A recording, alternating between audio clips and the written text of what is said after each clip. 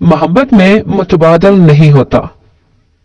इस दिलचस्प वीडियो में हम दोस्ती और मोहब्बत की गहराई का जायजा लेंगे कि क्या वाकई एक दोस्त के जाने के बाद दूसरा दोस्त मिलना मुमकिन है।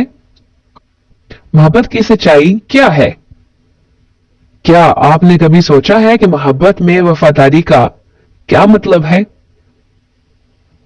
हजरत वासिफ अली वासिफ रहमतुल्लाह अलैह फरमाते हैं कि जिस इंसान को आप दोस्त कबूल कर लें, दोस्त कबूल करने के बाद आपको यह बताया जाए कि इससे अच्छा दोस्त भी मिल सकता है और आप उस अच्छे दोस्त के पीछे अगर चले जाएं तो आप दोस्ती के काबिल नहीं हैं।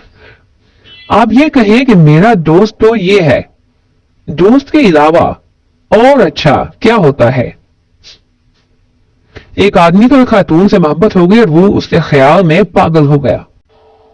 खातून ने कहा कि पागल होने की बात नहीं, हम तो काम से जा रहे हैं, पीछे हमारी एक रिश्तेदार आ रही है और वो हमसे ज्यादा खूबसूरत है।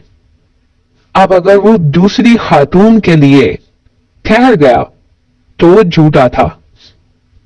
यानी मकसद ये है कि अपने महबूब का मुतबादिल कबूल करना मोहब्बत की नफी है।